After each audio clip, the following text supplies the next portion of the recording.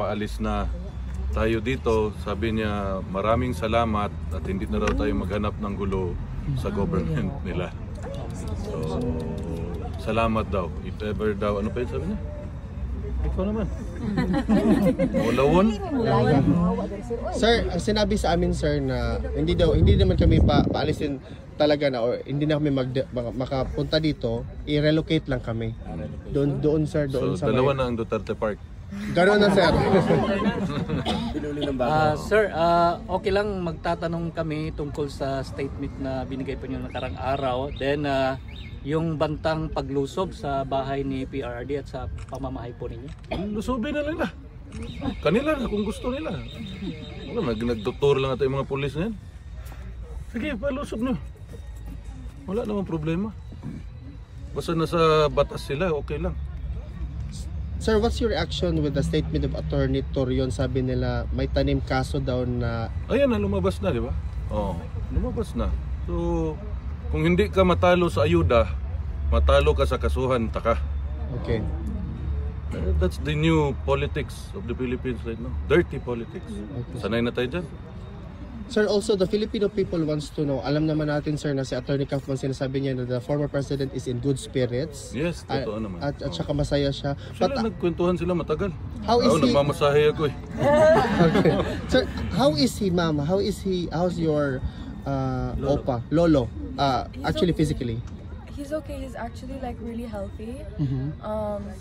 Whenever we talk about you guys being here, he's really happy to know about it, and he also wants to express his thanks to everyone here right now. Yeah, Hindi yan mag-English no? Thank you.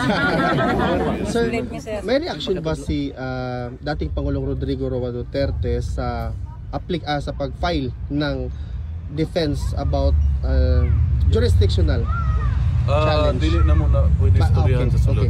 Okay. Nay naga-monitor sa mo ang meeting, so ginagi-inform na midaan ay isa diya gabantay na dili pwede istoryahan ng within kanang sa kaso niya. Okay. Unsa reaction ni dating Pangulo sir sa fierceness ni VP Inday ngayon sir during his campaign? Katawa lang man. Katawa na siya. Every time akong i-mention na mangitag-away si Inday, igura siya mukatawa. So ako lang po siya punta, sa message niya kay Mayor Baste, sa message niya sa iyang mga apo nga ni Dagan pagka-congressman o councilor. Okay. So nasa yung mga message pero di na isulti na dito. Yes, okay, Sorry lang. No problem sir. So, Sir, okay. ingon po din siya na kaning nahitabo sa iya ha, it is for the Filipino people and his country, walang personalan. Trabaho lang daw.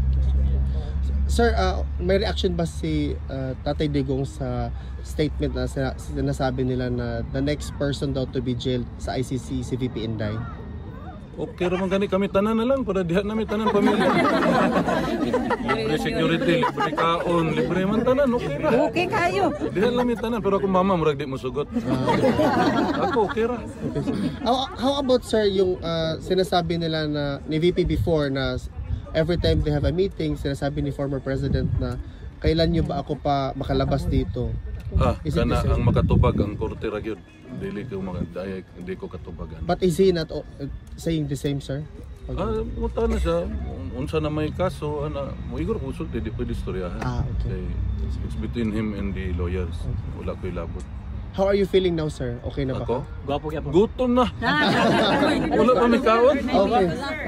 Ay, kung additional kasi sa survey karon sa Davao, Pwede na ko, kay kikasuhan naman. dili. 90% ang imuhang rating tapos ang kalaban 4%. Kikasuhan naman, mo pantay na na, 50-50 na na. Believe sa ko, tulo ka bulan ng investigasyon. So personally, sir, as the son of the former president and congressman, are you positive and confident na makauwi talaga si tatay sa Pilipinas? Maunay ginaampo na tos Ginoo. Amen. Kay kung asa ka gipanganak dito mo gusto mamatay, di ba? So maunay among ginaampo sa Ginoo nga unta makauli.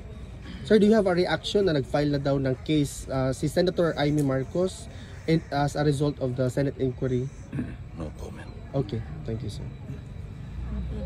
May iba ka pa? Additional sir, mensahe sa taong bayan as congressman sa Davao.